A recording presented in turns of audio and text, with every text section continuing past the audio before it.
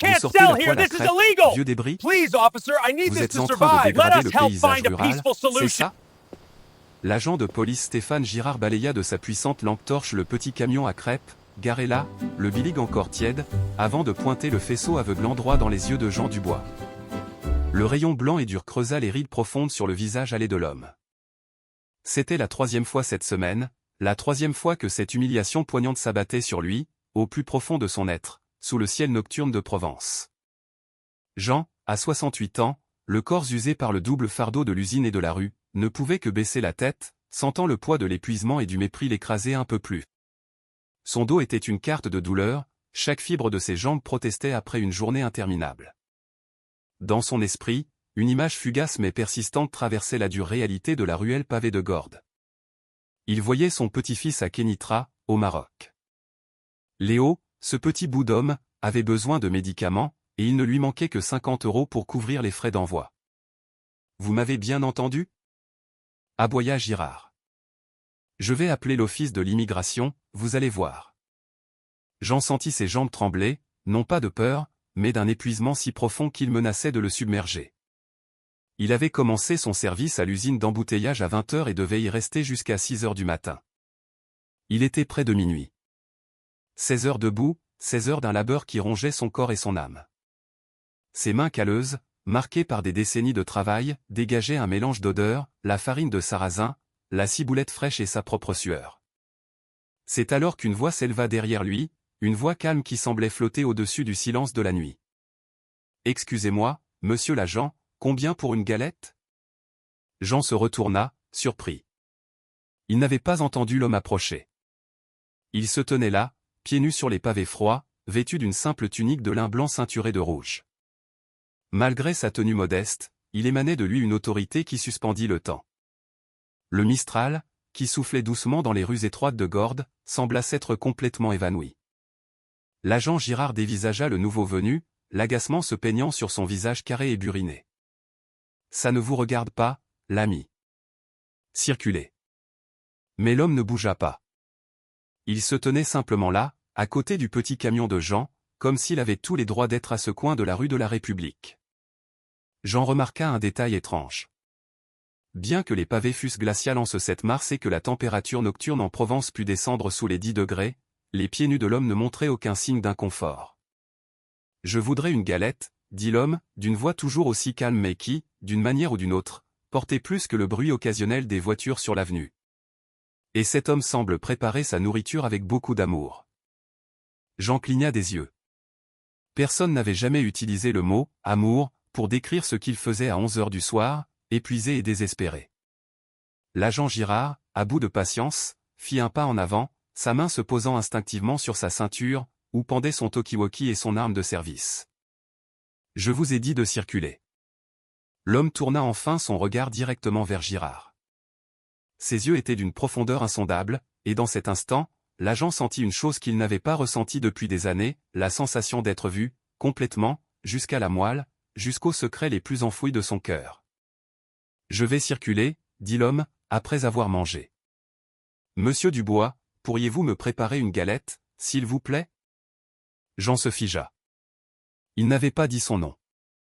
Il n'avait jamais vu cet homme de sa vie.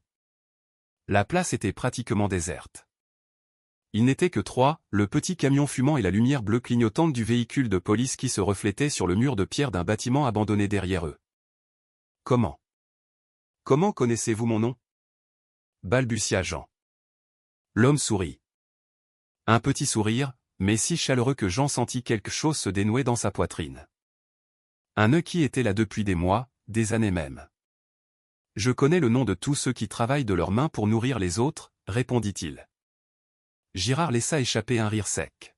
« Oh, génial. Un prédicateur de rue, c'est tout ce dont j'avais besoin ce soir. » Jean, les mains tremblantes, commença à préparer la galette. Il ne savait pas pourquoi il obéissait. Peut-être parce que quelqu'un, n'importe qui, avait demandé sa nourriture poliment. Peut-être parce que l'homme avait prononcé ce mot, amour. Il versa la pâte de sarrasin sur le bilic chaud. Le crépitement résonna dans le silence tendu. L'agent Girard croisa les bras sur sa poitrine. « Écoutez, le pasteur ou je ne sais quoi, ce vieil homme n'a pas de licence pour vendre dans la rue. C'est illégal. Il fait une concurrence déloyale aux restaurants et brasseries du village, qui eux, paient leurs impôts. L'homme, qui s'était assis au bout d'un banc, écouta sans interrompre, puis demanda doucement, « Et vous, payez-vous tous vos impôts, monsieur l'agent ?» La question tomba comme une bombe silencieuse. « Qu'est-ce que vous insinuez ?» pensa Girard. « Je n'insinue rien du tout, » dit l'homme, en observant Jean étaler la garniture, la viande hachée, la ciboulette, avec une vieille spatule bien aiguisée. « Je demande simplement, car j'ai entendu dire qu'un agent de ce secteur déclarait moins d'heures supplémentaires qu'il n'en effectuait, et empochait la différence. Vous connaissez quelqu'un comme ça ?» Le visage de Girard devint cramoisi. « Mais qui êtes-vous » Sa main se crispa sur son talkie-walkie. « J'appelle des renforts. » C'est du harcèlement d'un agent de la force publique. Mais avant qu'il ne puisse appuyer sur le bouton, l'homme parla de nouveau. « Stéphane Girard, fils de Martine Girard, décédé quand vous aviez 14 ans. Votre père vous a blâmé pour sa mort, car c'était vous qui conduisiez la vieille Renault 4 lors de l'accident. Depuis, vous avez passé votre vie à prouver que vous étiez fort, que vous aviez le contrôle, que personne ne pourrait plus jamais vous blesser. » Le silence qui suivit fut absolu. « Je sais comment couper la ciboulette. » L'agent Girard était complètement immobile, comme si quelqu'un avait appuyé sur le bouton pause de sa vie. Ses lèvres tremblaient. « Comment ?» L'homme attendit simplement.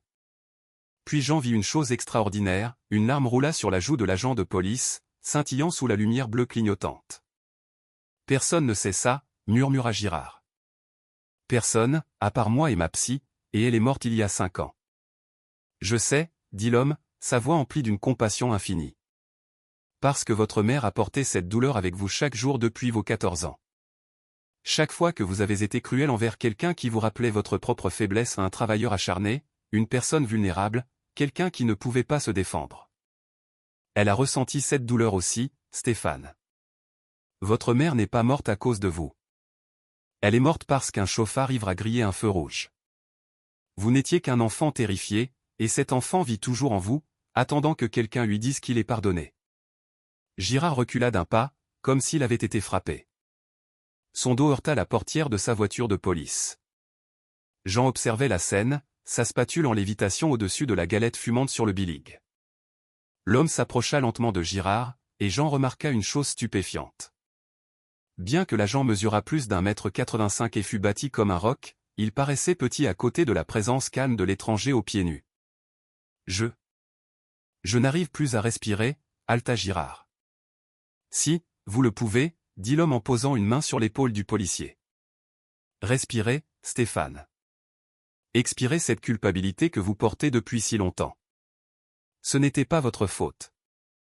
Ça n'a jamais été votre faute. » Et là, à ce coin de rue désert de Gordes, sous les étoiles à peine visibles à cause de la pollution lumineuse du village, l'agent de police Stéphane Girard s'effondra. Il glissa le long de sa voiture pour s'agenouiller sur les pavés froids, ses larges épaules secouées par des sanglots retenus pendant 30 ans. L'homme s'agenouilla à côté de lui, sans se soucier de sa tunique blanche qui touchait le sol sale. Jean laissa la galette et s'approcha instinctivement, ne sachant que faire. « Je suis un monstre, » pleura Girard. « J'ai été si cruel. J'ai blessé tant de gens. Des gens comme lui, » dit-il, faisant un vague geste en direction de Jean. Des gens qui essaient juste de survivre, et je les traite comme des ordures parce que ça me donne l'impression d'être fort. L'autre homme ne le contredit pas, ne le réconforta pas avec des mensonges faciles. Au lieu de cela, il dit, « Oui, vous avez causé du tort. Mais le tort peut être réparé. Les cœurs peuvent changer. Voulez-vous changer, Stéphane ?» Girard leva son visage bouffi et rouge. « Qui êtes-vous » demanda-t-il à nouveau. Mais cette fois, sa voix n'était pas accusatrice, seulement empreinte d'un émerveillement sincère. L'homme sourit. « Je suis celui qui connaît chaque larme que tu as versée en secret, chaque prière que tu as murmurée quand tu pensais que personne n'écoutait, chaque moment où tu as voulu être meilleur mais ne savais pas comment. Je suis celui qui t'a aimé même quand tu ne pouvais pas t'aimer toi-même. » Jean sentit ses propres larmes commencer à couler. Il y avait quelque chose dans ces mots, quelque chose qui touchait les blessures profondes de son propre cœur. L'homme se releva et aida Girard à se mettre debout avec une force surprenante pour sa stature modeste. Jean, dit-il, se tournant vers l'homme âgé qui se tenait toujours près de son camion. Pourriez-vous finir cette galette? Je pense que nous trois avons besoin de manger quelque chose. Jean hocha vivement la tête, ses mains travaillant par réflexe tandis que son esprit tentait de traiter l'impossible scène dont il était témoin. Il étala la garniture, ajouta des oignons, de la ciboulette et une sauce aux herbes. Pendant que Jean pliait la galette dans du papier, l'homme parla doucement à Girard. Stéphane, il y a un chemin vers la rédemption. Il commence par la reconnaissance du mal que l'on a fait. Puis vient la réparation, et enfin, le véritable changement. Êtes-vous prêt à faire le premier pas sur ce chemin? Girard s'essuya le visage avec le dos de sa main. Je ne sais pas si j'en suis capable. Je suis comme ça depuis si longtemps. Personne ne vous demande de tout changer ce soir, répondit l'homme. On vous demande seulement de faire un pas. Un pas honnête. Commencez avec Jean. Le policier se tourna vers le vieil homme, qui leur tendait 3 galettes soigneusement emballées, la vapeur s'échappant encore. Jean les tenait à 2 mains, les présentant comme une offrande. Monsieur Dubois, commença Girard, la voix encore tremblante. J'ai été injuste avec vous. Cruel. Je vous ai traité comme si vous n'étiez pas humain, comme si votre travail et votre peine n'avaient pas d'importance. Et je suis désolé. Profondément désolé. Jean cligna des yeux, stupéfait. Durant toutes ces années en France, 10 ans à faire la plonge, 5 dans la construction, 3 à l'usine, il n'avait jamais entendu quelqu'un dans une position d'autorité s'excuser. J'accepte vos excuses, dit doucement Jean, ne comprenant toujours pas entièrement ce qui se passait. L'homme prit une des galettes et en mordit un grand morceau. L'expression de pur plaisir sur son visage était si authentique que Jean ne put s'empêcher de ressentir une pointe de fierté. C'est excellent, dit l'homme, la bouche encore un peu pleine, mais cela ne semblait pas impoli. Jean, vous avez un don. Cette galette n'est pas seulement faite d'ingrédients simples. Elle est faite d'amour sacrificiel. Chaque bouchée raconte l'histoire d'un grand-père prêt à donner sa dernière once de force pour ses petits-enfants. Jean sentit sa gorge se serrer. Comment? Comment pouvait-il savoir? Je sais que votre petit-fils Léo a une pneumonie, continua l'homme. Je sais que votre fille, Manon, est désespérée et effrayée. Je sais que vous lui avez dit de ne pas s'inquiéter, que vous enverriez l'argent pour les médicaments demain matin. Je sais qu'il vous manque 50 € sur le total. Jean laissa tomber la galette qu'il tenait. Elle atterrit sur le comptoir, se dépliant. Qui êtes-vous? Murmura-t-il. Êtes-vous un ange? L'homme rit. Un rire chaleureux, entièrement humain. Un ange? Non, quelque chose de plus simple, et de plus complexe. Mais ce soir, Jean Dubois, je suis votre ami. Et les amis s'entraident. Il plongea la main dans un pli invisible de sa tunique et en sortit un petit portefeuille usé. Il en tira 5 billets de 20 €. 9, impeccable. Pour les galettes, dit-il.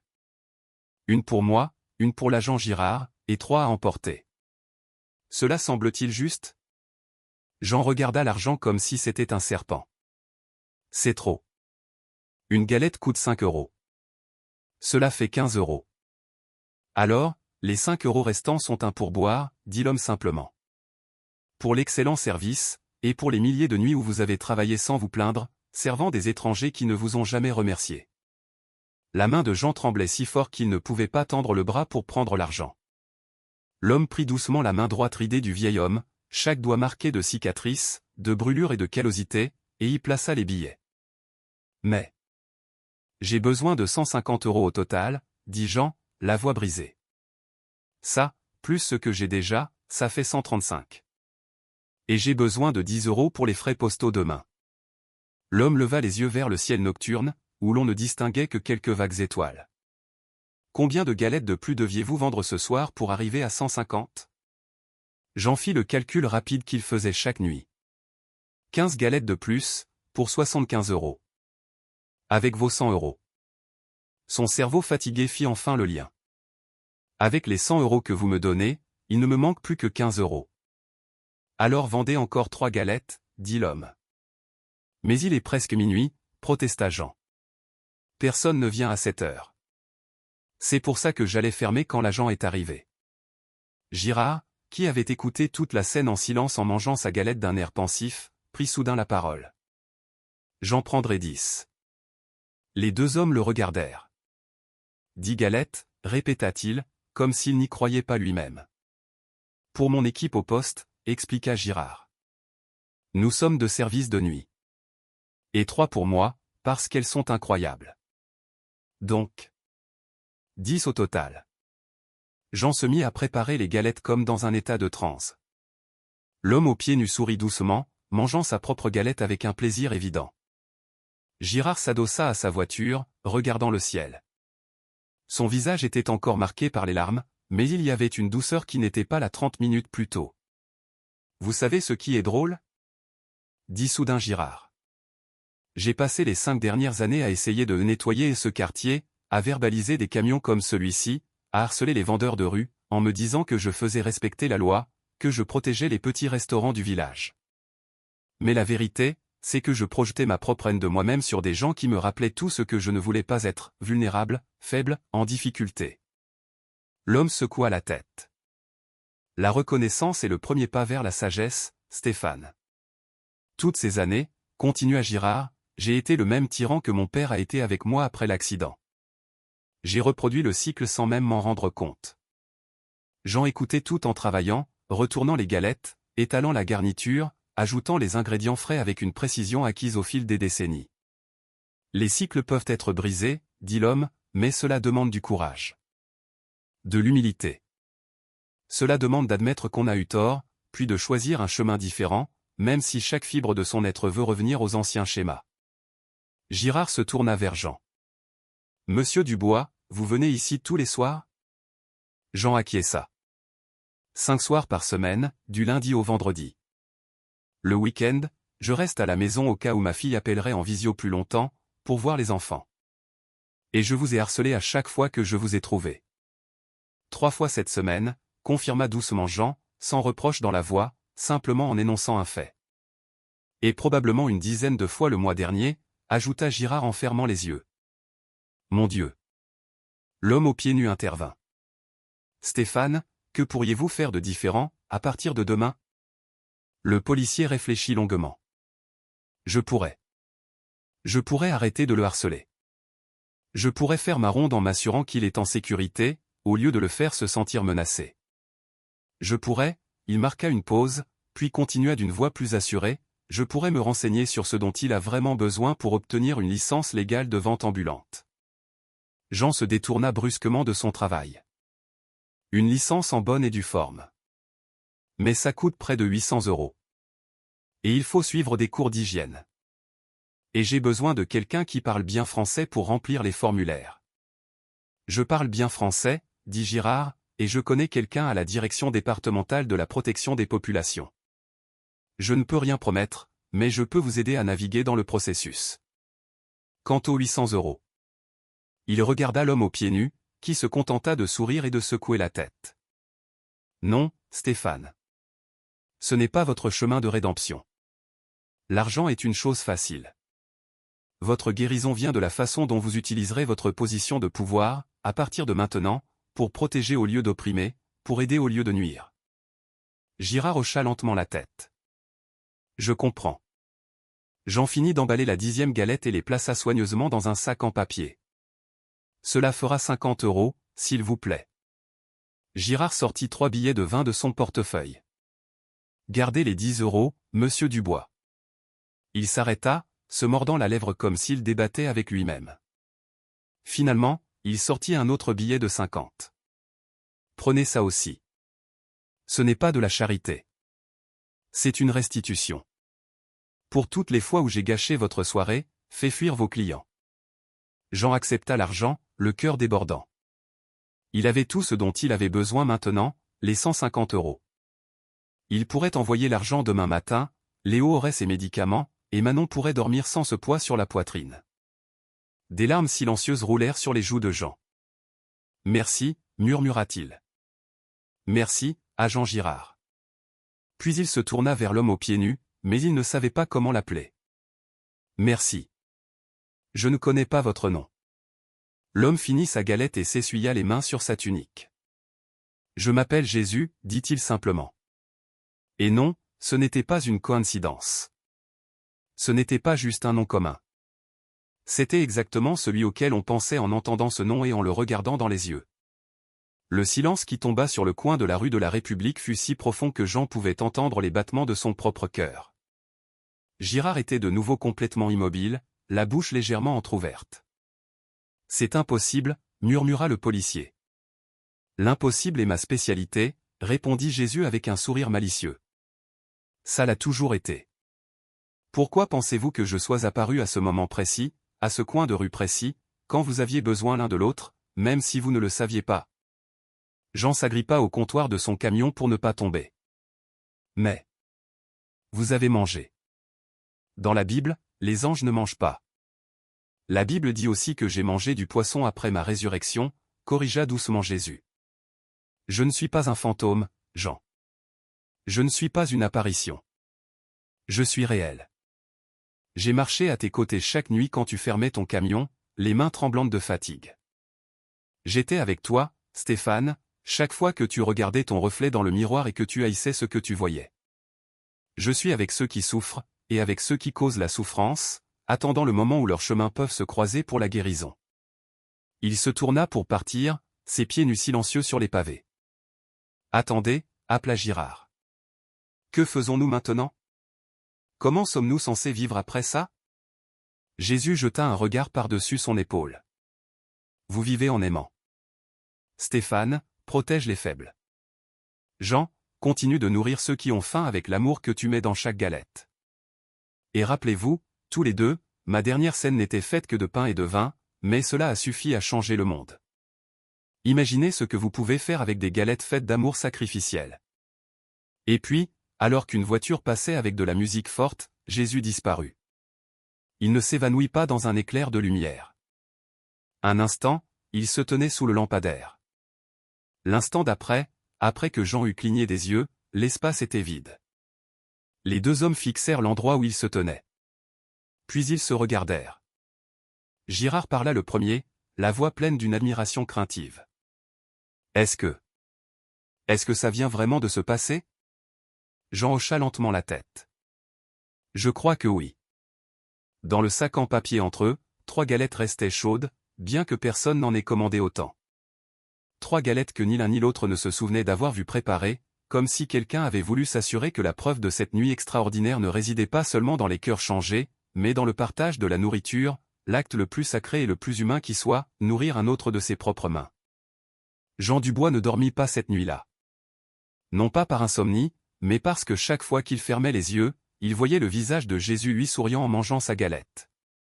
Il voyait ses pieds nus sur les pavés froids.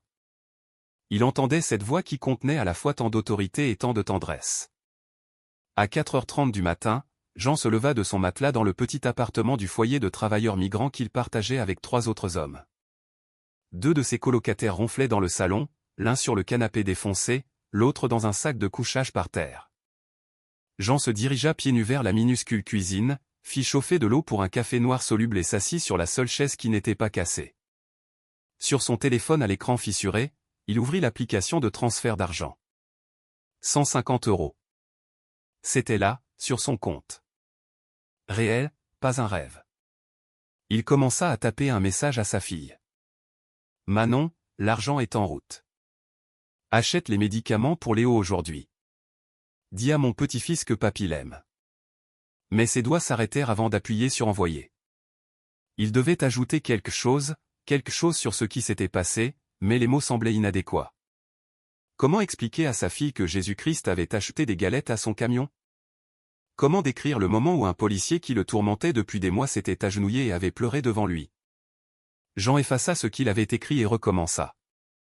Ma chérie, quelque chose d'extraordinaire est arrivé la nuit dernière. Je ne sais pas si c'était un rêve ou la réalité, mais je sais que Dieu ne m'a pas oublié. L'argent arrive aujourd'hui. Prends soin de mes petits. Je les aime plus que ma vie. Il appuya sur envoyer, et l'application confirma le transfert. Dans quelques heures, à Kenitra, sa fille recevrait l'argent. Léo aurait ses médicaments. Sa fièvre tomberait. Le garçon de 6 ans pourrait respirer plus facilement.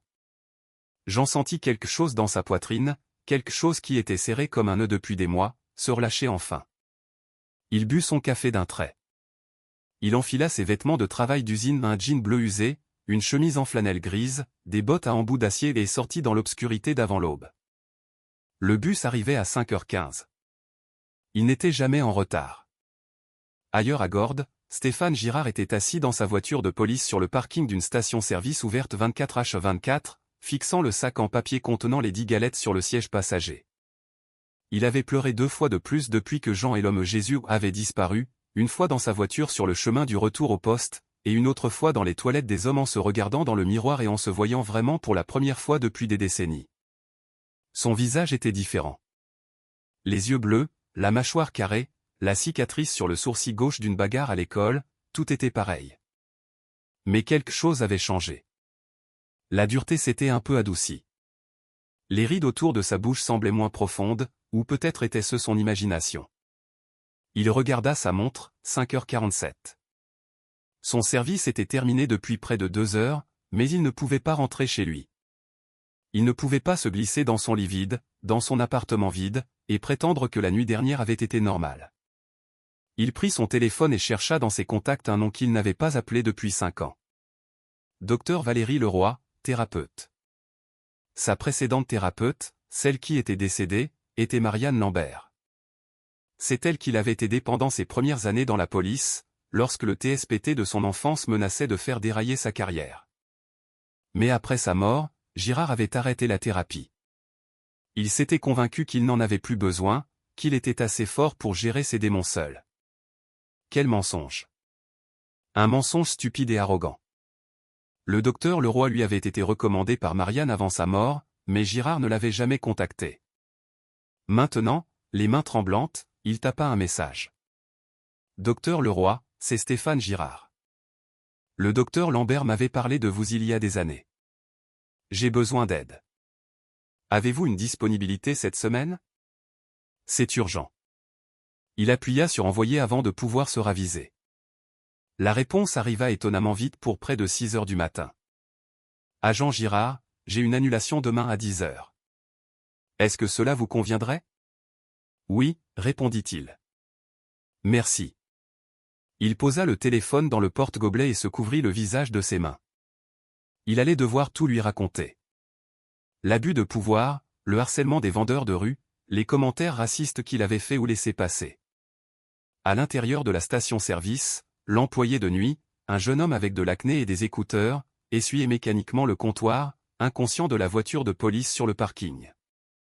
Girard observa le jeune et se demanda combien de fois il était entré dans des endroits comme celui-ci avec un air de supériorité, s'attendant à un café gratuit, s'attendant à ce que les gens se dépêchent de le servir simplement parce qu'il portait un uniforme. Jésus avait dit, les cycles peuvent être brisés, mais cela demande du courage. Eh bien, voici sa première chance. Girard sortit de la voiture, prit le sac de galettes et entra dans le magasin. Le caissier le regarda avec cette expression de neutralité prudente que Girard reconnaissait maintenant comme de la peur masquée. « Bonsoir, monsieur l'agent. Je peux vous aider ?» Girard remarqua le nom sur son badge, Lucas. « Bonjour, Lucas. J'ai ces galettes. Elles sont excellentes, d'un vendeur de rue du coin. J'en ai trop. Vous en voulez ?» Le jeune homme cligna des yeux, clairement décontenancé. « Vraiment ? Vraiment, dit Girard en posant le sac sur le comptoir. Pas de piège, pas d'arrière-pensée. Juste des galettes sincères d'un homme sincère. Servez-vous. Lucas ouvrit prudemment le sac, comme s'il pouvait contenir un serpent. L'odeur de la garniture chaude et des épices emplit l'espace entre eux. Ça sent incroyablement bon, admit Lucas en sortant une. Vous êtes sûr? Absolument, dit Girard.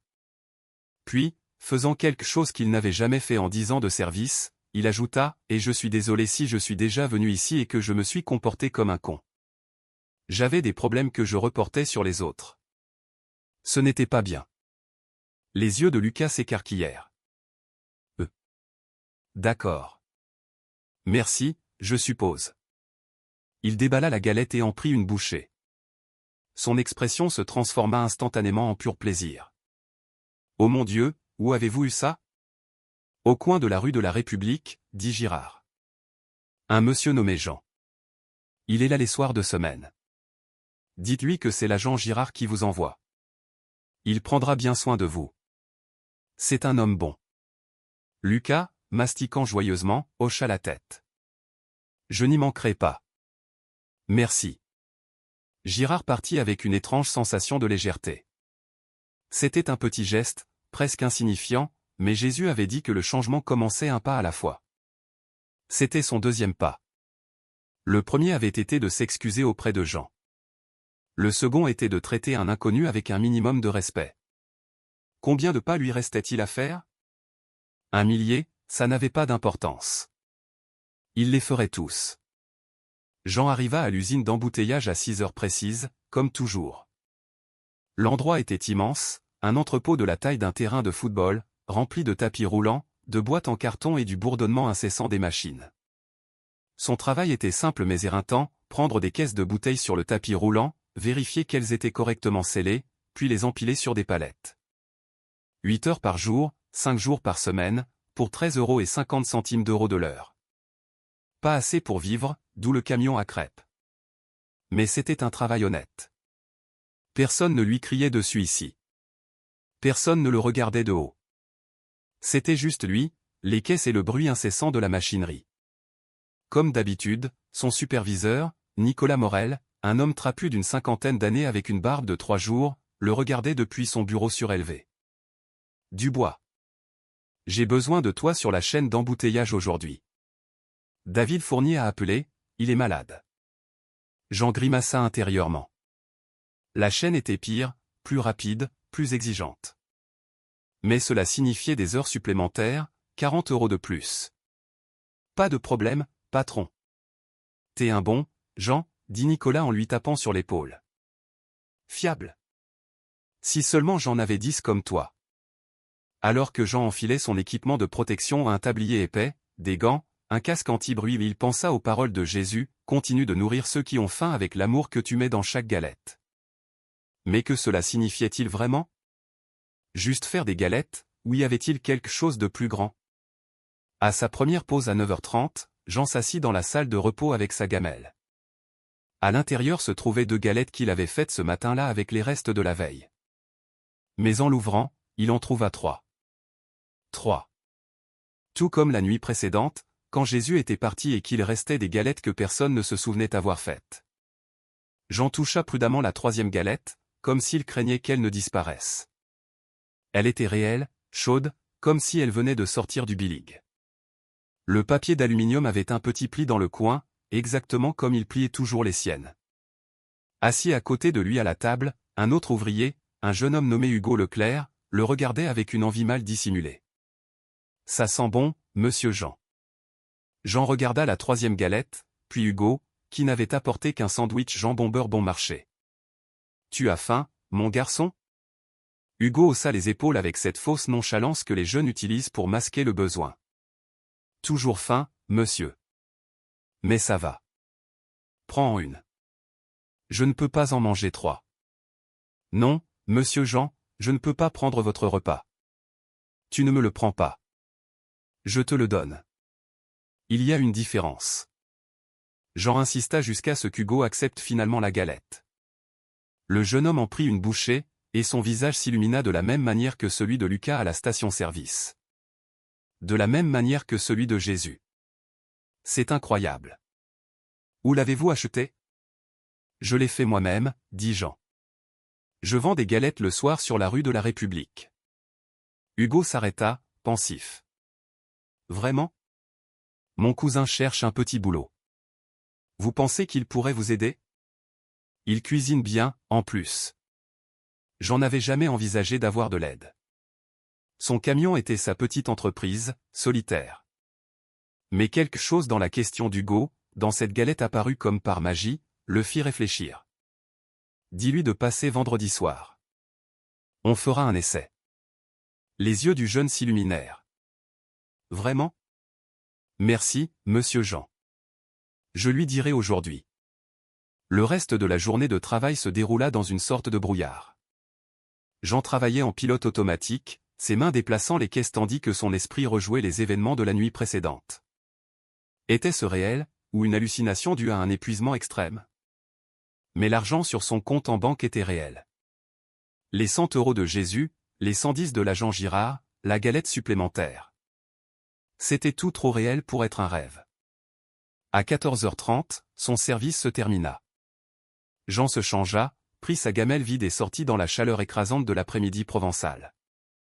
La température avait grimpé à 30 degrés Celsius. Le soleil tapait sur l'asphalte avec une intensité qui faisait vibrer l'air. Normalement, il serait rentré directement chez lui, aurait dormi 3 heures, puis aurait préparé son camion pour la nuit. Mais aujourd'hui, il ressentit une autre impulsion. Il y avait une église à 4 rues de l'usine, l'église Saint-Martin de Gordes. Jean était passé devant des milliers de fois, mais n'y était jamais entré. Maintenant, quelque chose l'attirait. Il commença à marcher dans cette direction, ses lourdes bottes claquant sur le trottoir brûlant. L'église était petite mais belle, avec des murs en pierre blanche et un clocher modeste. Au-dessus de la double porte en bois, une statue de Saint-Martin tendait les bras en signe de bienvenue. Jean poussa la porte et entra dans la fraîcheur et la pénombre. Le contraste avec la chaleur extérieure était un soulagement bienvenu. L'église était presque vide. Quelques bougies vacillaient devant un autel latéral dédié à la Vierge Marie.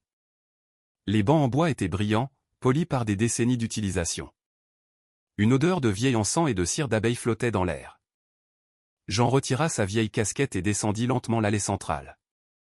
Il n'était pas allé régulièrement à l'église depuis son arrivée en France.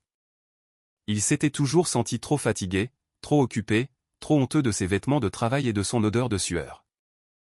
Mais maintenant, après ce qu'il avait vécu, il sentait qu'il avait sa place dans un lieu saint. Il s'agenouilla au premier rang, joignit ses mains rugueuses et essaya de prier. Les mots ne venaient pas facilement. Jésus. Je ne sais pas comment faire ça correctement. Ça fait si longtemps que je n'ai pas vraiment prié. Mais je veux dire merci. Juste. Merci. Merci pourquoi, mon fils? La voix douce le fit sursauter. Jean se retourna et vit un prêtre âgé, peut-être au milieu de la soixantaine 10, avec des cheveux blancs soigneusement peignés et des lunettes rondes. Il portait une simple soutane noire. Mon père, pardonnez-moi, je ne voulais pas vous déranger. Vous ne me dérangez pas du tout, dit le prêtre, s'asseyant sur le banc à côté de Jean avec un petit grognement d'effort. Je suis le père Pierre Lefebvre. Jean Dubois, mon père. De Kénitra. Mais je vis ici depuis 10 ans. Kénitra. Une belle région. Et qu'est-ce qui vous amène dans notre petite église un mardi après-midi, Jean? Jean était à court de mots. Comment expliquer à un prêtre que Jésus-Christ lui avait acheté une galette à son camion la nuit dernière? Il passerait pour un fou, un illuminé. Il s'est passé quelque chose d'étrange la nuit dernière, mon père. Quelque chose que je ne comprends pas. Le père Pierre s'adossa au banc, son regard bienveillant fixé sur Jean. Racontez-moi. Et puis, sans l'avoir prévu, Jean raconta tout. L'agent Girard et son harcèlement. Son désespoir pour l'argent de Léo. L'homme aux pieds nus apparu de nulle part, la conversation incroyable, la connaissance que personne d'autre ne pouvait avoir. Le nom. Jésus. Le père Pierre écouta sans interrompre. Quand Jean eut fini, il resta silencieux un long moment, fixant le crucifix au-dessus de l'autel. Finalement, il parla. Jean, savez-vous depuis combien d'années je suis prêtre? 52 ans, mon fils. Un demi-siècle au service de Dieu. Et pendant tout ce temps, j'ai entendu des milliers de confessions, des milliers d'histoires, des milliers de témoignages. Certains vrais, certains exagérés, certains le produit d'un esprit malade ou désespéré. Jean sentit son cœur se serrer. Le prêtre pensait qu'il était fou. Mais, continua le père Pierre, j'ai aussi appris que Dieu n'est pas limité par nos attentes sur la façon dont il devrait agir. Les Écritures sont remplies de rencontres où Dieu apparaît de manière ordinaire comme un étranger sur la route, un voyageur assoiffé, un mendiant. Toujours en marge, toujours parmi les oubliés. Alors, vous croyez que c'était vraiment lui? Je ne peux pas vous dire avec une certitude absolue si cet homme était Jésus en chair et en os, ou un ange envoyé en son nom, ou simplement un homme bon utilisé par Dieu au bon moment, dit le prêtre. Mais je peux vous dire ceci, ce qui compte, ce n'est pas l'identité du messager, c'est le message. Et le message semble très clair. Dieu vous voit, Jean. Votre travail a de la valeur. Vos sacrifices ne sont pas vains. Des larmes coulèrent sur les joues de Jean pour la deuxième fois en 24 heures. Je suis si fatigué, mon père. Si seul. Parfois, j'ai l'impression de travailler sans cesse et que rien ne change. Et je me demande si Dieu sait même que j'existe. Il le sait, affirma le père Pierre. Jean, laissez-moi vous dire quelque chose. Quand Jésus a nourri les 5000 avec des pains et des poissons, il a commencé avec l'offrande d'un enfant en 5 pains, 2 poissons. C'était une quantité insuffisante, mais il l'a bénie, et elle s'est multipliée. Vos galettes, faites avec amour et sacrifice, sont votre offrande. Et Dieu les multiplie d'une manière que vous ne voyez peut-être pas encore. Jean pensa à la galette supplémentaire de ce matin, au fait qu'il l'avait donnée à Hugo, et qu'Hugo voulait maintenant que son cousin vienne aider. De petites multiplications. Que dois-je faire maintenant, mon père ? Demanda Jean. Le prêtre sourit. Continuez à faire ce que vous avez toujours fait. Travaillez avec intégrité. Aimez votre famille. Mais faites-le les yeux ouverts maintenant. Cherchez les façons dont Dieu agit dans votre vie quotidienne. Il n'est pas seulement apparu la nuit dernière. Il était avec vous chaque nuit, dans chaque galette que vous avez préparée avec amour. Le père Pierre se leva lentement, s'appuyant sur le banc. Jean, puis-je vous demander une faveur ? Bien sûr, mon père. N'importe quoi. Apportez-moi une galette un de ces soirs. J'ai entendu dire qu'elles sont divines. Jean sourit à travers ses larmes. Je vous l'apporterai gratuitement. Non, non, dit le prêtre fermement. Je paierai. Votre travail a de la valeur. Ne l'oubliez jamais. Après le départ du père Pierre, Jean resta dans l'église pendant encore 1 heure. Il pria pour Léo, pour Manon, pour ses 2 autres petits-enfants, Chloé et Jules. Il pria pour l'agent Girard, ce qui le surprit lui-même. 24 heures plus tôt, il aurait souhaité du mal à cet homme, et maintenant il priait pour sa guérison. Il pria pour tous les vendeurs de rue, tous les travailleurs de l'ombre, tous ceux qui se battaient pour leur famille sans reconnaissance. Et à la fin, il murmura simplement « Merci. Si c'était vraiment toi la nuit dernière, merci. Et si ce n'était pas toi, merci quand même d'avoir envoyé de l'aide quand j'en avais le plus besoin. » Alors qu'il sortait dans le soleil éclatant de l'après-midi, son téléphone vibra. Un message de Manon. Papa, l'argent est arrivé. On a les médicaments. Léo va déjà mieux. Sa fièvre a baissé. Tu es notre roc. On t'aime. Jean pressa le téléphone contre sa poitrine et laissa le soleil de Provence sécher ses larmes. Ce soir-là, Jean prépara son camion avec un soin méticuleux. Il nettoya le bilic 2 fois. Il organisa ses ingrédients avec une précision presque rituelle. Il coupa des oignons frais, de la ciboulette et du citron vert. Il prépara 3 sauces différentes, une sauce aux herbes, une sauce rouge, et une sauce piquante au piment d'Espelette pour les plus aventureux. Pendant qu'il travaillait dans la petite cuisine partagée de son appartement, ses colocataires l'observaient avec curiosité. « Qu'est-ce qui t'arrive, Jean ?» demanda l'un d'eux, Théo Fournier, un maçon. Tu souris. Tu ne souris jamais en te préparant pour le travail. Jean réalisa que c'était vrai. Il souriait. Malgré la fatigue, toujours la fatigue, il y avait une légèreté dans sa poitrine qu'il n'avait pas ressentie depuis des années. C'est une bonne journée, aujourd'hui, dit-il simplement. Il arriva à son coin habituel sur la rue de la République à 20h15. La nuit était plus fraîche que la précédente, une légère brise agitant les feuilles des quelques platanes qui bordaient la rue. Jean alluma son bilic, installa son matériel et attendit. À 20h30, sa première cliente arriva, une jeune femme en uniforme d'infirmière, clairement épuisée après un long service. 2 galettes salées, s'il vous plaît. Bien sûr, madame. Quelle sauce ? Tout en préparant les galettes, Jean se surprit à discuter avec elle, ce qu'il faisait rarement. D'habitude, il travaillait en silence, efficace, discret. Mais ce soir était différent. Longue journée ? Demanda-t-il. 12 heures, soupira-t-elle. Et je recommence pour 12 heures demain. Mais il faut bien que quelqu'un s'occupe des malades, n'est-ce pas? Vous faites un travail important, dit Jean en pliant soigneusement les galettes. S'occuper des malades est un travail sacré. L'infirmière le regarda, surprise. Merci. Peu de gens le voient comme ça. D'habitude, on est juste. Je ne sais pas, une partie du système, pas des personnes. Je vous vois, dit Jean en lui tendant les galettes. 10 €, s'il vous plaît. Elle lui tendit un billet de 20. Gardez la monnaie. Et merci. Pas seulement pour les galettes. Après son départ, Jean sentit de nouveau cette chaleur dans sa poitrine. Des mots simples. Mais il savait, au fond de lui, que ces mots comptaient. Que voir quelqu'un, le voir vraiment comme une personne entière, était un acte d'amour. N'était-ce pas ce que Jésus avait fait la nuit précédente? Voir Jean entièrement, voir Girard entièrement, voir leur douleur, leur lutte et leur valeur cachée. À 21h47, une voiture de police se gara de l'autre côté de la rue. Jean sentit son habituel sursaut de panique, mais il parvint à prendre une profonde inspiration. La portière du conducteur s'ouvrit et l'agent Girard en sortit. Il avait l'air différent de la veille, moins rigide, plus humain. Il avait des cernes sous les yeux, comme s'il n'avait pas bien dormi non plus. « Bonsoir, monsieur Dubois », dit Girard formellement. « Bonsoir, monsieur l'agent. » Il y eut un silence maladroit. Puis Girard parla. « Je suis venu vous apporter quelque chose. J'espère que vous ne le prendrez pas mal. » Il sortit un dossier en carton de sa voiture et le tendit à Jean. « Qu'est-ce que c'est ?»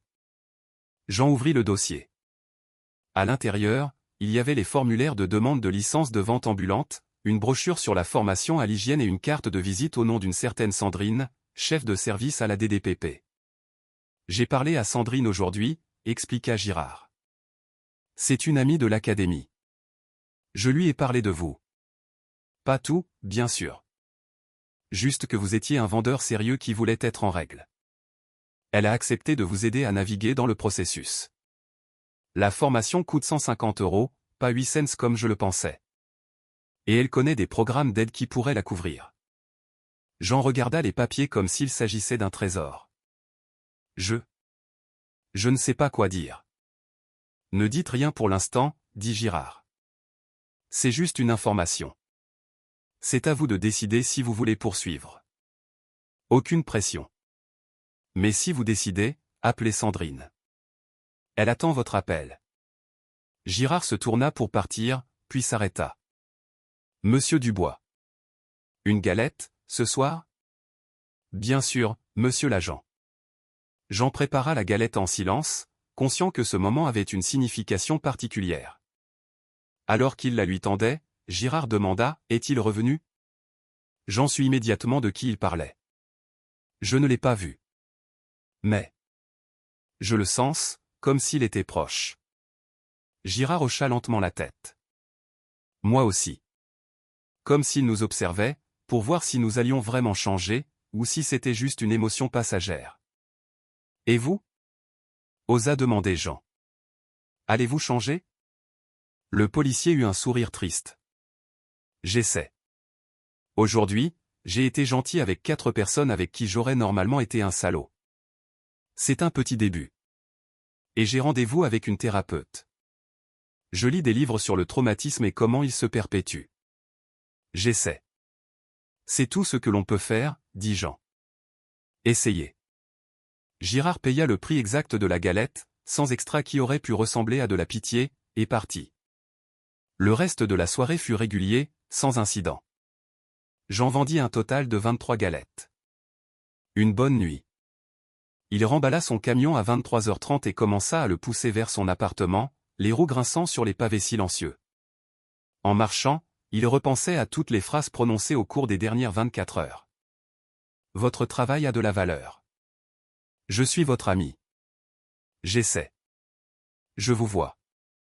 De petites phrases qui, assemblées, formaient quelque chose de grand. En tournant au coin de sa rue, il vit quelqu'un assis sur les marches de son immeuble. Pendant un instant fou, son cœur bondit. Jésus était revenu. Mais en s'approchant, il vit que c'était Hugo, le jeune de l'usine, accompagné d'un autre jeune homme qui lui ressemblait beaucoup. « Monsieur Jean » appela Hugo en se levant. « Je vous présente mon cousin, Enzo Martin. Celui qui a besoin d'aide pour les galettes. » Jean regarda les deux jeunes hommes, tous deux âgés d'une vingtaine d'années, tous deux avec ce même mélange d'espoir et de besoin qu'il avait lui-même porté en arrivant dans ce pays. « Oui, » dit Jean, se surprenant lui-même. « J'ai besoin d'aide. Peux-tu commencer vendredi, Enzo ?» Le visage du jeune homme s'illumina. « Oui, monsieur. »« Merci, monsieur. » Alors qu'il montait le camion dans les escaliers, Jean pensa que c'était peut-être cela que Jésus voulait dire. Pas seulement faire des galettes, mais multiplier les opportunités, partager le fardeau, construire quelque chose de plus grand que lui-même. La galette supplémentaire n'était pas seulement de la nourriture. C'était une leçon. Il y a toujours assez à partager quand on donne avec amour. Cette nuit-là, avant de s'endormir sur son matelas fin, Jean murmura une prière. Si tu écoutes, oui, je pense que tu écoutes, merci. Apprends-moi à multiplier l'amour comme tu multiplies les galettes. Amen. 3 mois plus tard, le coin de la rue de la République était transformé. Le petit camion à crêpes de Jean était maintenant accompagné d'un auvent rétractable bleu pour l'abriter, de 2 petites tables pliantes avec des nappes à carreaux en plastique rouge et blanc, et d'un panneau artisanal proclamant « Les crêpes du peuple, faites avec amour ». Le cousin d'Hugo, Enzo Martin, s'était révélé être une aide exceptionnelle. Il avait à peine 22 ans, mais il cuisinait avec l'habileté de quelqu'un qui avait appris de sa grand-mère. Avec Jean, il formait une équipe efficace. Jean s'occupait du bilig principal et prenait les commandes, tandis qu'Enzo préparait les ingrédients, servait les boissons et gardait tout propre. C'était un vendredi soir, presque 21h, et ils avaient déjà vendu 43 galettes. L'affaire avait prospéré de façon exponentielle depuis cette nuit que Jean appelait en lui-même la nuit du miracle. Une partie de la croissance était naturelle, le bouche-à-oreille de clients satisfaits, mais Jean savait qu'il y avait plus. La multiplication subtile et inexplicable des ingrédients continuait. Pas de manière évidente ou surnaturelle qui aurait effrayé les gens. Rien de spectaculaire. Mais chaque soir, quand Jean faisait l'inventaire à la fin de la journée, il restait toujours plus d'ingrédients que ce que les ventes auraient dû permettre. Un peu plus de garniture, une dizaine de galettes de sarrasin supplémentaires, comme si quelqu'un d'invisible réapprovisionnait les stocks quand personne ne regardait. Enzo l'avait remarqué aussi, mais n'en parlait pas, se contentant de faire un discret signe de croix chaque fois que le sac de ciboulettes semblait mystérieusement plus plein qu'il ne s'en souvenait. « Monsieur Jean ?» Une voix familière interrompit ses pensées. C'était Lucas, l'employé de la station-service que Girard avait envoyé. Il était avec 3 amis, tous de jeunes hommes d'une vingtaine d'années. « Lucas, bonsoir », salua chaleureusement Jean. « J'ai amené mes amis. Je leur ai dit que ce sont les meilleures galettes de toute la Provence. » Pendant que Jean préparait 8 galettes, il entendit Lucas leur raconter l'histoire de la nuit où Girard avait partagé les siennes avec lui. Jean sourit intérieurement. Il avait revu Girard plusieurs fois depuis. L'agent passait régulièrement, n'achetant plus qu'une galette et échangeant quelques mots. Il ne parlait jamais directement de Jésus. C'était comme un secret partagé, trop sacré pour être prononcé avec des mots ordinaires. Après avoir servi Lucas, Jean appela Enzo. « Tu peux t'occuper des commandes un instant ? Je dois passer un appel. » Jean s'éloigna du bruit et composa un numéro qu'il appelait maintenant 2 fois par semaine. Manon, sa fille, à Kenitra. Elle répondit à la 3e sonnerie. « Papa. Ça va, ma chérie ? Comment vont mes trésors ? » Ils vont bien, papa. Léo est complètement remis. En fait, il est là, tu veux lui parler ? Il y eut un bruissement, puis une petite voix aiguë. Papy. Le cœur de Jean fondit. Mon trésor. Comment vas-tu ? Je vais bien. Maman a dit que c'est toi qui as payé pour mes médicaments. Merci, papy. Je t'aime très, très fort.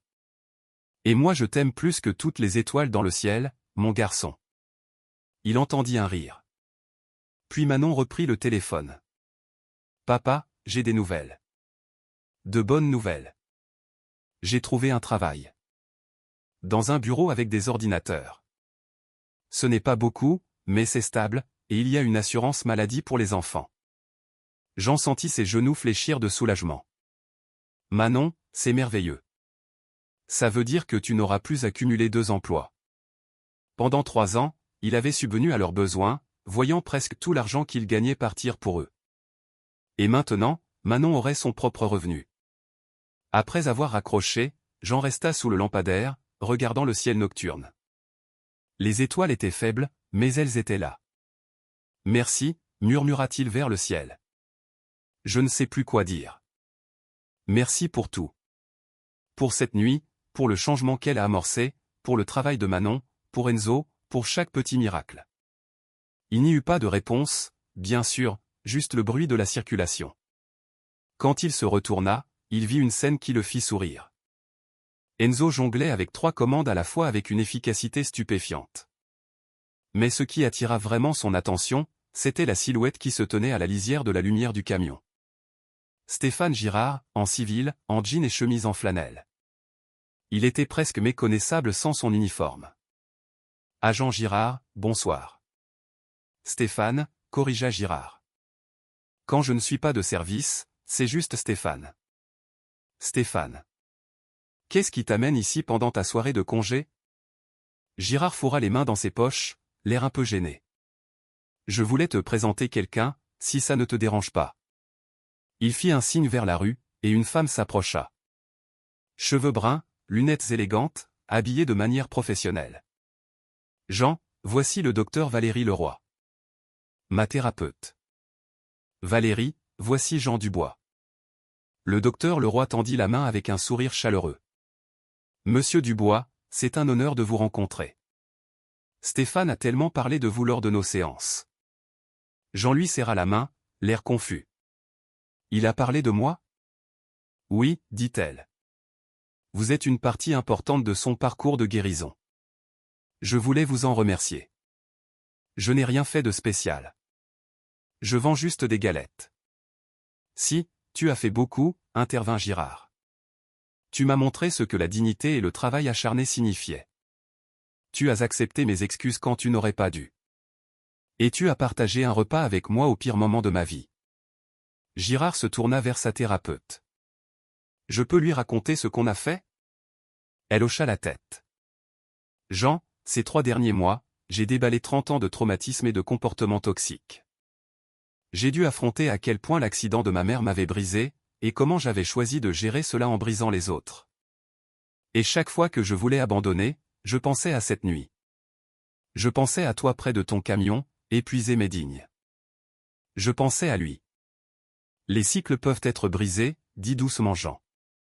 Exactement, dit Girard. Et ils se brisent. Lentement, douloureusement. Mais ils se brisent. Le docteur Leroy prit la parole. Je travaille avec beaucoup de policiers. L'ancien Stéphane était un cas difficile. Mais il change. Je le vois, dit Jean. À chaque fois que tu passes, il y a un peu plus de lumière dans tes yeux. Alors qu'il leur préparait des galettes, quelque chose attira son attention.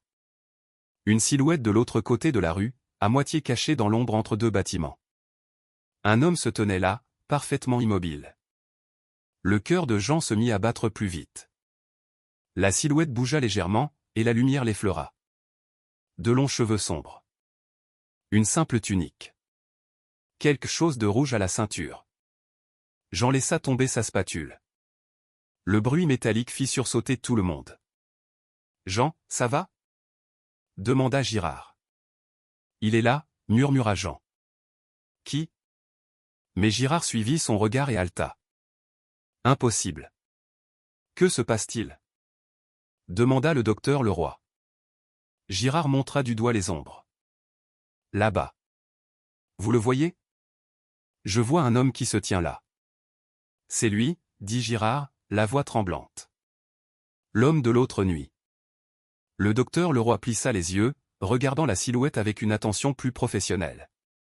La silhouette fit un pas en avant, entrant dans la lumière. Il n'y avait aucun doute. C'était Jésus.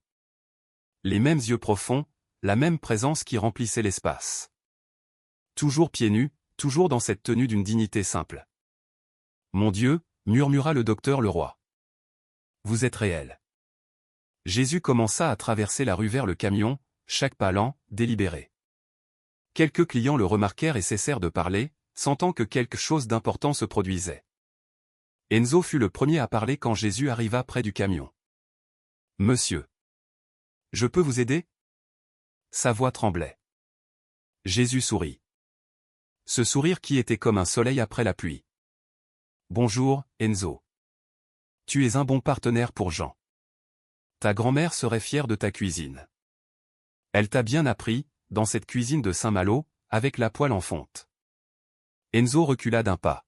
« Comment connaissez-vous ma grand-mère ? Elle est morte il y a 2 ans. » « Je sais, » dit simplement Jésus. Puis il se tourna vers Jean. « Jean Dubois. Cela fait un moment. »« 3 mois, » dit Jean. « 3 mois, 1 semaine et 2 jours. » J'ai compté. Je me demandais si je vous reverrais un jour. « Et qu'avez-vous décidé ?» Jean regarda autour de lui. Enzo, bouche bée. Girard, les larmes coulant sur ses joues. Le docteur Leroy, agrippant le bras de Girard. Finalement, il dit, « J'ai décidé que peu importait que ce soit réel ou non, parce que le changement que cela a apporté était réel. » Girard a changé. Manon a trouvé un travail. Enzo m'aide. Les galettes se multiplient. Tout ça, c'est réel. Jésus hocha la tête avec approbation. C'est une bonne réponse. La foi, ce n'est pas la certitude absolue. C'est voir le fruit et reconnaître l'arbre. Jésus se tourna vers Girard. Stéphane. Les derniers mois ont été difficiles. Girard essuya ses larmes. J'ai essayé. Je n'ai pas toujours réussi. J'ai encore de mauvais jours. Mais tu n'as pas abandonné, nota Jésus.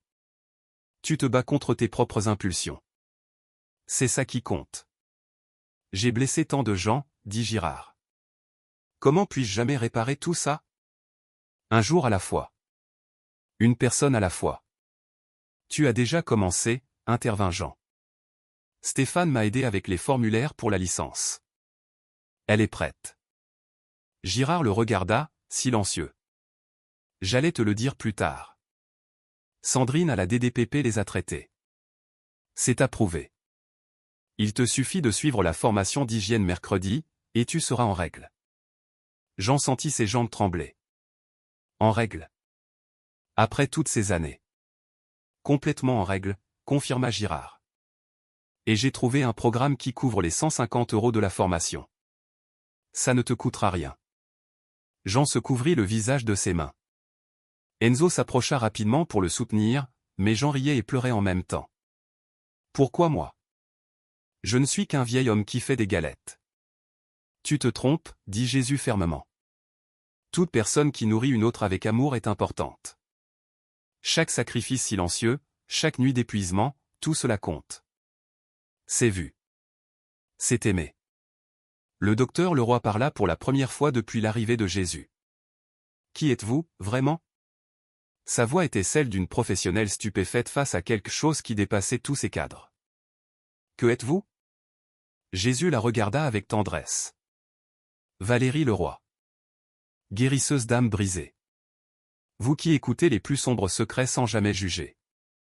Ne me reconnaissez-vous pas? J'ai étudié les religions, dit-elle lentement. J'ai lu les textes. Mais je les ai toujours vus comme des métaphores psychologiques, pas comme une réalité littérale. Et maintenant? Maintenant je suis confronté à quelque chose que je ne peux pas expliquer. Un homme qui sait l'impossible, dont la présence change les gens d'une manière que des années de thérapie ne peuvent pas. Jésus lui tendit la main. Alors élargissez vos catégories, Valérie. La réalité est plus vaste que vos théories, et l'amour est plus puissant que toute votre psychologie. Elle hésita. Puis elle prit sa main. Au moment où leurs doigts se touchèrent, son expression changea. Une compréhension soudaine. Oh, murmura-t-elle. Toutes ces années à aider les gens, et je n'ai jamais compris d'où venait la vraie guérison. Elle vient de l'amour, dit Jésus. Vous êtes bonne dans votre travail parce que vous aimez vos patients, mais vous avez peur de l'appeler amour, peur de l'admettre. Des larmes se mirent à couler sur les joues du médecin. J'ai un patient. Un ancien combattant, avec un TSPT sévère. Je le traite depuis 2 ans, sans aucun progrès. La semaine dernière, j'ai presque abandonné. Restez avec lui, dit Jésus. La percée arrive. Dans 3 semaines. Lors de votre séance du 17 juin, il vous fera assez confiance pour vous raconter le vrai traumatisme, et vous saurez exactement quoi dire, parce que l'amour vous guidera. Elle secoua la tête, sans voix. Jésus se tourna vers le camion. Jean, une galette ce soir? Bien sûr. C'est pour moi. Non, dit Jésus fermement. On paie toujours. Votre travail a de la valeur. Jean prépara la galette avec le soin de quelqu'un qui crée une œuvre d'art sacré. Chaque ingrédient posé avec précision. En sortant son petit portefeuille, Jésus en tira un billet de 20 € et autre chose, un morceau de papier plié. Pour la galette et le pourboire. Et donnez ça à Sandrine quand vous irez à la formation mercredi. Jean prit le papier avec précaution. Qu'est-ce que c'est? Des instructions pour elle. Il y a beaucoup d'autres vendeurs de rue qui ont besoin d'aide pour se légaliser. Vous avez traversé ça. Vous pouvez guider les autres. Jean déplia le papier. Il était couvert d'une écriture élégante. Une liste de 12 noms de vendeurs de rue de la région, avec leurs emplacements. À la fin, il était écrit, voici les suivants. Aidez-les comme vous avez été aidés. C'est ainsi que le royaume se construit. Une personne à la fois. Le royaume? Demanda Jean. Vous voulez dire le paradis? Je veux dire un monde où les gens se traitent avec dignité, où le pouvoir protège au lieu d'opprimer, où le travail honnête est honoré. Vous pouvez l'appeler le royaume de Dieu, ou simplement la bonne chose à faire. Jésus prit la galette et en mordit un morceau. L'expression de contentement sur son visage était réelle. Toujours excellente. Encore meilleure qu'avant. Enzo y a ajouté quelque chose, une touche d'huile d'olive en plus. Enzo le regarda, stupéfait. Juste un soupçon. Enzo, tu as un don. Un jour, tu auras ton propre restaurant. Pas un camion, un vrai lieu. Et tu embaucheras d'autres jeunes, leur donnant la chance que personne d'autre ne leur donnera. Les yeux d'Enzo s'emplirent de larmes. Un restaurant. C'est juste un rêve. Les rêves commencent par être impossibles, dit Jésus, puis improbables, puis difficiles, puis inévitables.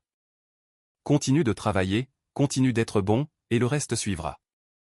Il se tourna vers le groupe. Je dois bientôt partir. Mais avant, je veux que vous compreniez ceci.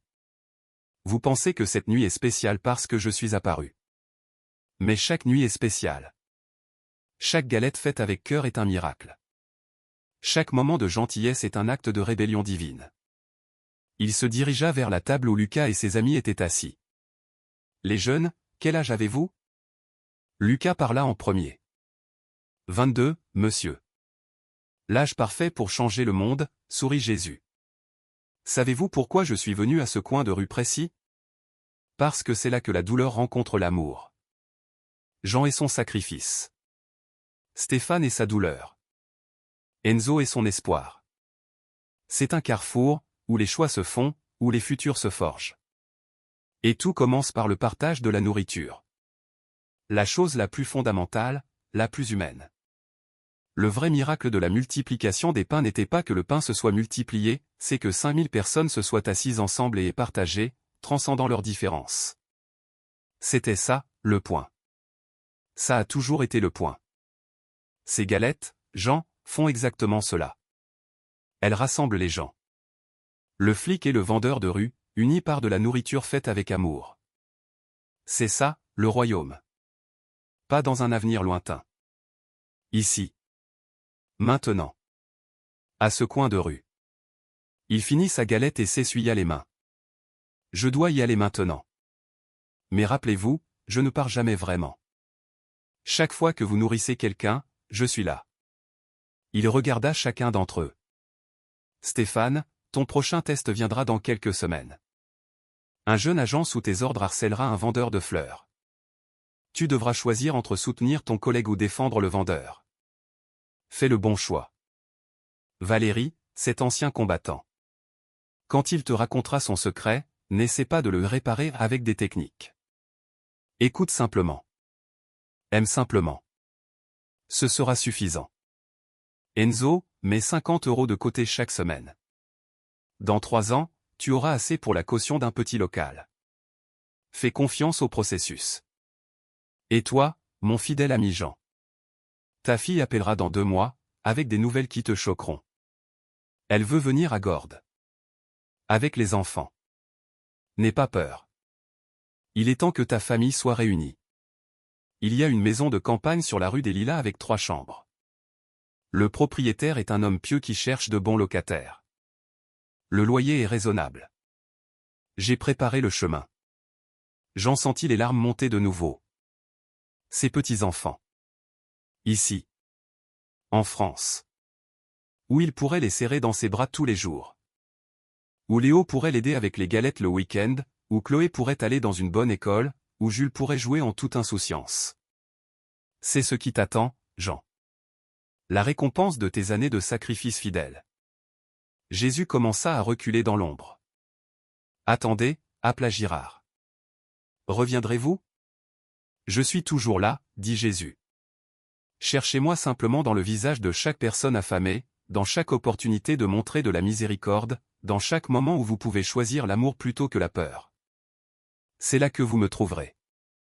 Mais vous verrons-nous encore comme ça? Demanda Jean. Avec nos yeux. Peut-être, sourit Jésus, ou peut-être pas. Mais vous me verrez dans les fruits de cette nuit. Quand Stéphane défendra le fleuriste, quand Valérie guérira son patient, quand Enzo ouvrira son restaurant, quand ta famille sera réunie dans tous ces moments, vous me verrez clairement. Il recula d'un pas de plus. Une dernière chose, la multiplication des galettes, ce n'est pas ma magie.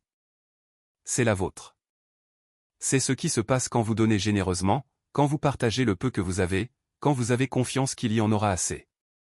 Cette générosité, c'est la vraie multiplication. Je ne fais qu'amplifier ce qui est déjà dans vos cœurs. Le docteur Leroy prit la parole.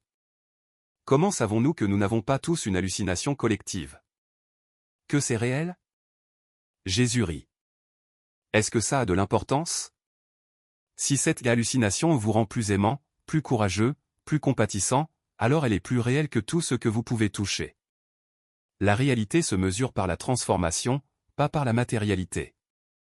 Et puis, comme la première fois, il n'était tout simplement plus là. Il ne s'est pas dématérialisé. Un instant il était là, l'instant d'après, alors qu'un bus passait, masquant leur vue un instant, l'espace était vide. Les 8 personnes Jean, Enzo, Girard, le docteur Leroy, Lucas et ses 3 amis restèrent dans un silence total. Finalement, Lucas murmura, « C'est vraiment arrivé, n'est-ce pas? Je ne suis pas le seul à l'avoir vu. » Nous l'avons tous vu, dit un de ses amis, la voix tremblante. Nous l'avons tous entendu. Jean regarda le papier dans sa main. Les 12 noms. Puis il regarda Girard. Je suppose que nous avons du travail à faire. Girard secoua la tête, essuyant ses larmes. Je suppose que oui. Le docteur Leroy s'approcha de Jean. Monsieur Dubois, puis-je vous acheter quelques galettes à emporter pour mon mari? Il ne me croira jamais, mais peut-être que s'il goûte la nourriture. Jean sourit. Bien sûr, docteur. Combien? 6. Non, 8. Je vais en partager avec mes voisins. Si je dois faire partie de ce royaume, je dois commencer quelque part. Pendant que Jean et Enzo préparaient les galettes, un silence pensif s'installa sur le coin de rue. Pas un silence gênant. Le silence de personnes réfléchissant à quelque chose de profond, qui allait changer leur vie. Lucas s'approcha de Jean. Monsieur Jean, je travaille à cette station-service 5 nuits par semaine. C'est un travail solitaire et ennuyeux. Mais maintenant, je pense que je peux peut-être faire plus que vendre des cigarettes et des sodas. Peut-être que je peux être gentil avec les gens d'une manière qui compte. Leur demander comment ils vont. Vraiment écouter. Les petites choses sont les grandes choses, dit Jean. Une galette est une petite chose, mais faite avec amour, elle nourrit plus que l'estomac. Monsieur Jean, dit Enzo, la voix encore brisée par l'émotion. Quand je suis arrivé ici il y a 1 an, j'étais perdu. Sans papier, sans argent, dormant sur le canapé de mon cousin. Je pensais que je ne serais jamais rien. Et maintenant, il me dit que j'aurai un restaurant, que j'emploierai des gens. Je veux y croire, mais j'ai si peur. La peur est normale, dit Girard, surprenant tout le monde en parlant. J'ai peur tous les jours depuis que j'ai décidé de changer. Peur d'échouer, peur que mon ancien moi revienne. Mais il a dit quelque chose d'important. Nous n'avons pas à tout changer d'un coup. Juste le prochain pas. Un pas à la fois. Dans ma profession, nous appelons cela la pleine conscience, ou être présent, ajouta le docteur Leroy. Mais peut-être que nous compliquons une chose simple.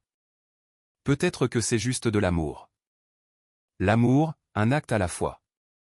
La nuit continua. Les clients affluaient, ignorant ce qui venait de se passer quelques minutes plus tôt. Jean et Enzo travaillaient à un rythme soutenu, mais il y avait quelque chose de différent dans leurs mouvements. Plus de but, une conscience plus aiguë que chaque galette comptait. À minuit, alors qu'il fermait le camion, Jean compta la recette, 347 €.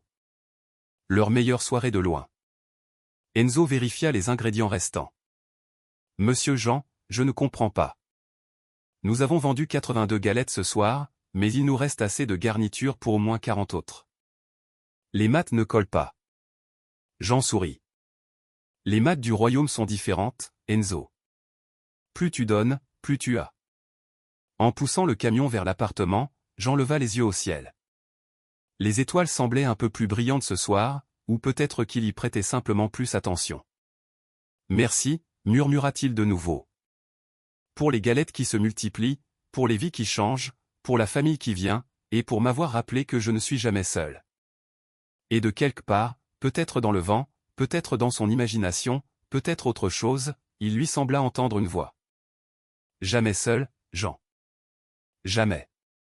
Au coin de la rue de la République, sous un lampadaire qui s'éteindrait bientôt jusqu'au lendemain, un petit camion à crêpes avait été le théâtre de miracles. Pas le genre bruyant qui fait la une des journaux, mais le genre silencieux qui change les cœurs, restaure la dignité et construit le royaume de Dieu, une galette à la fois. Et ça, pensa Jean en s'endormant enfin, c'était le plus grand miracle de tous.